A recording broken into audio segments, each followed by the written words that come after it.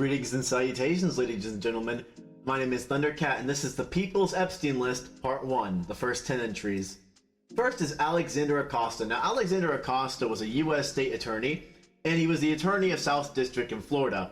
Now, Acosta, his whole thing was he was very publicly in support for the victims of Epstein, but he did three things that really go against that whole idea, right? He gave Epstein a favorable plea deal, which included immunity to any of the co-conspirators that shielded the entire network of his crimes. He also granted immunity to Epstein for federal charges. He worked with Epstein to get a non-persecution agreement. He required no public disclosure. He prevented victims from being notified about updates in the case. He sent Epstein to a private wing to a county jail for just 13 months for all of his horrible crimes that he committed. He would also allow him to leave jail for 12 hours a day, so it's not even a real sentence, on work release, while his victims continue to suffer in silence. That means he was hurting kids in private mansions while he was in prison. Think about that for a moment. The man who oversaw the deal, Acosta, who would later become the Secretary of Labor under Donald Trump, overseeing national anti-trafficking policy. So you're telling me the guy that shielded Epstein, stopped his victims from getting justice, was leading the American national anti-trafficking policy. Think about that for a minute. We are so screwed. When he was recently interviewed by Congress, he said there was a lack of remorse. This is someone who could never at least acknowledge that he made a mistake. His memory faded whenever he was asked pointed questions. Acosta essentially said he didn't have faith in the victims. Mind you, after all that overwhelming evidence, he said he didn't have faith in the victims. Their stories of their ability to tell their own story and their own testimony, which is deeply disturbing to all us sitting in there. So he was not only protecting Epstein, but downing the victims. This slimy, crucifix, disgusting human being. You have to understand too, this man is a major activist. He sits there talking about civil rights, anti-trafficking, and the entire time he was willing to protect them.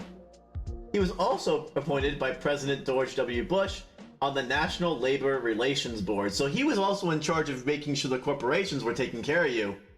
Yeah, how good did he do? This slimy little roach of a human being.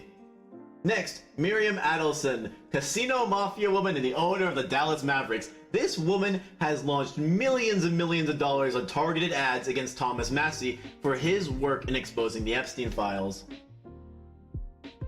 Not only that, but her team, the Mavericks, in 2018, was meddled in a massive scandal where all of their top-ranking CEOs and coaches and the like were investigated and found to be guilty of sexual harassment and SA. Not only that, her husband was a long-time casino owner, owning the Venetian and the La Palazzo in Las Vegas. Now, something you should know about the Vegas casinos is they were originally run by the Mafia. Meaning this billionaire not only is hiding the crimes of Epstein, but she also got her money through illegal and less than legal means. She works together with a major multi-billion-dollar Israeli firm that is responsible for the power shortages in California, as they provide, I put the domestic post-board, power to 140,000 homes. Does that really add up? Who knows? She's also one of the major points in the anti-boycott Israel campaign. So if you didn't know, due to the Palestinian genocide, there was a massive campaign to boycott Israel. She has dumped millions and millions and millions and millions of dollars to make sure that her little pet state can continue doing war crimes. And I don't like that very much. Next is Woody Allen. That's the actor, comedian, director, and Inhuman filth. Ooh, yeah. Everybody knows about Woody Allen. Everybody knows that he was in there.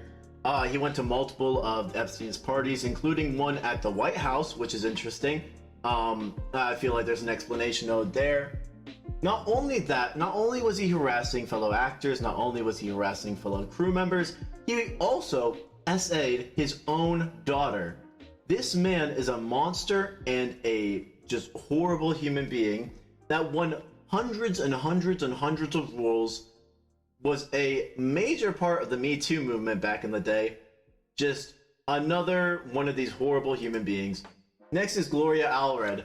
Now, this one might be a little controversial, but I genuinely believe Gloria Allred is controlled opposition. She's a civil rights leader, put that in question marks, and a feminist attorney, put that in question marks. Now, she has this tendency to lock people in to her services. Now, what's the problem with that? She makes her clients sign lengthy NDAs and then also locks them in contracts where if they pick a different lawyer, they'll be charged hundreds and hundreds and hundreds and hundreds and hundreds and hundreds and hundreds of thousands of dollars. Meaning, not only are they not allowed to tell anybody else about what happened because of the NDA, not only are they allowed to not sue again because of the agreements that they make her sign, she also locks them into using her as their lawyer. And she's represented a bunch of big cases. Let's see her track record. Bill Cosby. Oh, okay, I guess she didn't do very well on that. Let's see who else is on here. You know, Epstein, right? I guess that's not really big a deal. O.J. Simpson. Oh, well, she didn't really do a good job on that one either. You know, if the glove must fit, you must acquit. That was your case? You lost that? Interesting. See, her father's this big, mysterious businessman. Yet she, time and time again, gets these massive cases in which she spends more time in front of the cameras, it seems, than actually defending the victims. Now, again, this is all alleged, but I do genuinely believe this person's controlled opposition, because if you can get the victim using this well-known lawyer, then they're locked out of suing again, they're locked out of talking about it, and this person can bring just a wave of legal trouble against them if they ever do. Prince Andrew, the Devil of York, look at that beautiful, ugly, disgusting bastard. He paid millions in settlements to the victims. You know the whole story. Virginia Gumfrey, she lost her life rather recently, rest in peace. Very well known, his connections, his mother, the Queen, actually paid millions and millions of dollars of those settlements, so it wasn't just Andrew, the family covered it up as well. Ned and Clare Guinness, the PDF picture man and the Countess of Iveagh. I can't speak English. I don't know Britain. Ned was a photographer that somehow got preferred access to photographing the royal family. Somehow you say. Before marrying Ned Guinness, the 4th Earl of Iveagh, in 2001, Claire Hazel was a model and spent several years with Epstein and associate Ghislaine Maxwell's inner circles. Now, I will put a pointer. It's believed that she was a victim beforehand, but being a victim at one point does not give you the right to harm everybody else.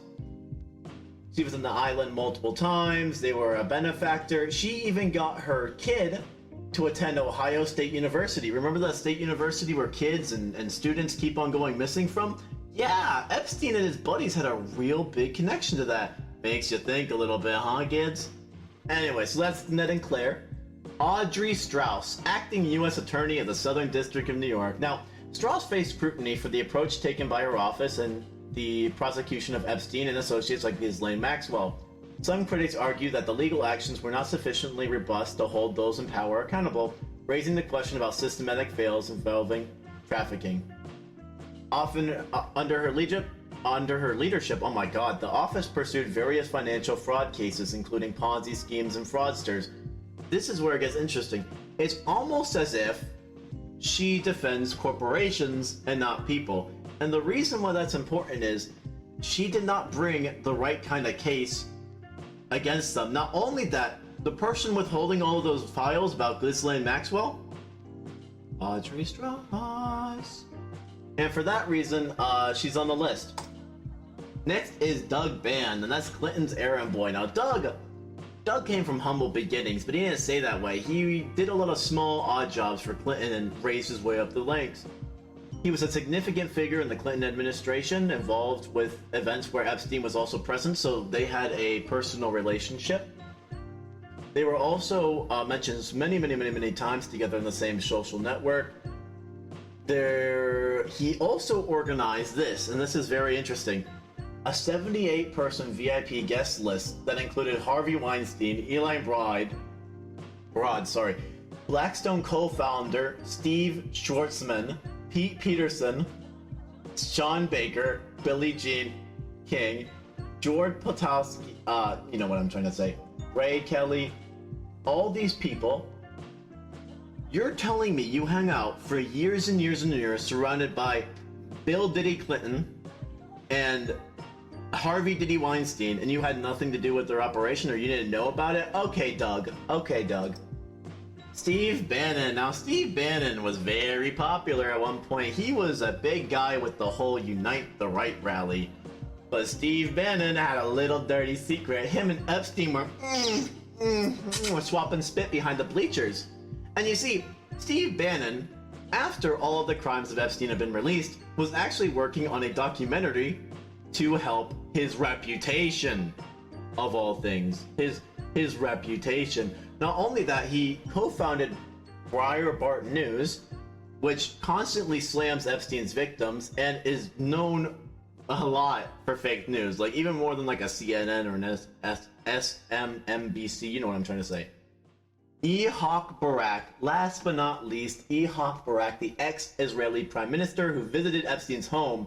See, he recently apologized for his deep connection with Epstein and how he was so sorry. That man is wearing a mask and sneaking with multiple bodyguards to protect him. You think that man was entering Epstein's mansion to just, what, get a cookie? To have tea? Are we stupid? He's also a war criminal behind the Palestinian genocide, as he worked at the IDF, serving as a chief of general staff between 1991 and 2001. See, he met with Epstein some 36 times. That's a lot of times. How many times were you there getting cheese and crumpets? It's like the lie, lie, lie, lie, the lie, lie, lie, lie, the lie, lie, lie, lie, the lie, lie, lie. Not only that, Israeli spies have gone on record stating that Epstein's international trafficking operation was a honeypot entrapment operation to get vulnerable blackmail on political and business elites. Not only that, when he asked about his and his wife's use of Epstein's New York apartment and a 2014 birthday message sent to Epstein, Barrack at first evaded the answer, then said it was a matter of convenience more than anything else. It was convenient to you to go to the international #1 PDF dealer in the world. I believe that, like I believe Israel does not have a nuclear program. You're lying to people.